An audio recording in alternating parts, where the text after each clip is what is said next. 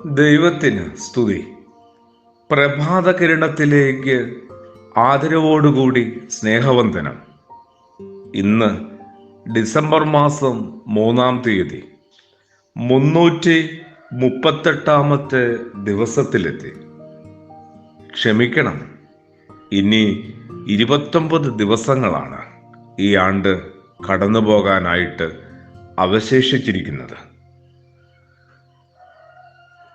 പതിയെ മറിയം എല്ലാം ഒന്നുകൂടി മനസ്സിനകത്ത് കണ്ടും കേട്ടും ഒന്ന് ധ്യാനിക്കുകയാണ്. അപ്രതീക്ഷിതമായ നേരത്ത് ഗബ്രിയേൽ ദൂതന്റെ ആഗമനവും ദൈവം പറഞ്ഞുവിട്ട ദൂതിൻ്റെ ഒരു ആഴവും അത് തരുന്ന വലിയ ഉത്തരവാദിത്വങ്ങളും അതിനകത്തെ മുഴുവൻ അപകടങ്ങളുമൊക്കെ മറിയം എല്ലാ അർത്ഥത്തിലും മനസ്സിലാക്കിയെടുക്കുകയാണ്. ദൈവം അങ്ങനെ വെറും പെരുവഴിയിൽ കൈവിടുകയില്ല. തീർച്ചയാണ്. എന്തുകൊണ്ടാണ് യേശു വചനങ്ങളിലേക്ക്, യേശുവിൻ്റെ ജീവിതത്തിലേക്ക്, യേശു നിലപാടുകളിലേക്ക് ഇത്തരം പ്രതിസന്ധികളുടെ നിറയെ പ്രശ്നങ്ങളുടെ വേളയിൽ നമുക്കും എത്തിപ്പെടാൻ പറ്റാതെ പോകുന്നത്? പരിചയക്കുറവ് തന്നെയാണ് ഒന്നാമത്തെ കാരണവും പ്രശ്നവുമൊക്കെ. യേശുവുമായി എന്തുമാത്രം പരിചയമുണ്ട്?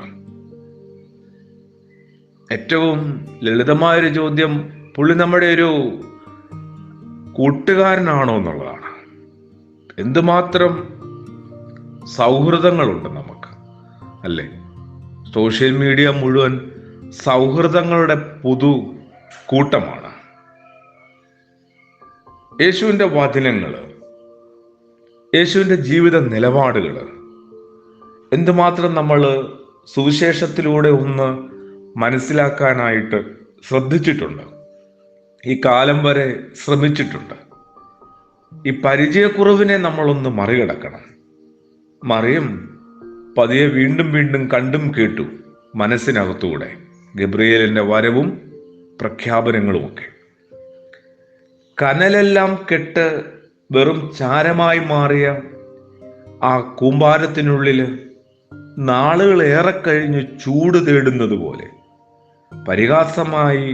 പരിഹാസ്യമായി മാറുന്നുണ്ട് നമ്മൾ ഓരോരുത്തരുടെയും വർത്തമാനകാല ജീവിത അവസ്ഥ. പ്രത്യേകിച്ച് അതിനകത്തെ ആത്മീയ അനുഭവങ്ങളുടെ അവസ്ഥ. ഒരു പുതുമയില്ലാതെ, ഒരു പുതുക്കവും സംഭവിക്കാതെ, ഒരു ഉണർവുമില്ലാതെ ഇങ്ങനെ ജാഗ്രത നഷ്ടപ്പെട്ട് ഏതാണ്ട് മരണത്തിന് തുല്യമായ ഒരു നിദ്രയിലായ അവസ്ഥയിലാണ്.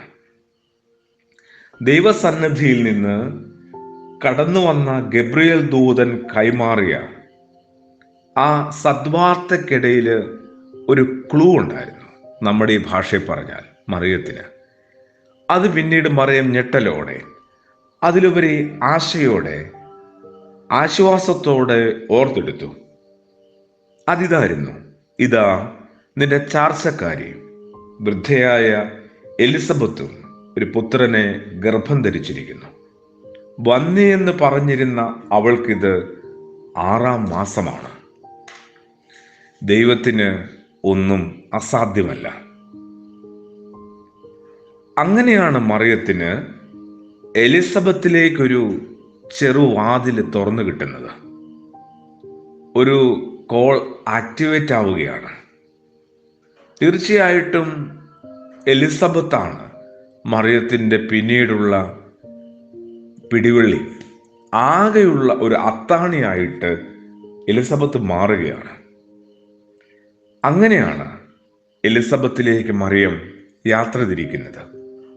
ഇതിന് മറിയത്തെ പ്രേരിപ്പിച്ച ഘടകത്തെ വിളിക്കേണ്ട പേരാണ് ഗബ്രിയേൽ ദൂതൻ. അങ്ങനെയൊരു ദൂതന്റെ ഇടപെടലിലൂടെ എനിക്കും നിങ്ങൾക്കും കിട്ടാൻ പോകുന്ന പുണ്യം എന്താണ്? മറ്റൊരു ലോകവുമായുള്ള ഒരു ബന്ധം, മറ്റൊരു ലോകമുണ്ടെന്നുള്ള ധാരണ ഓരോരുത്തരുടെയും ഹൃദയത്തിന് സ്വന്തമാവുന്നു.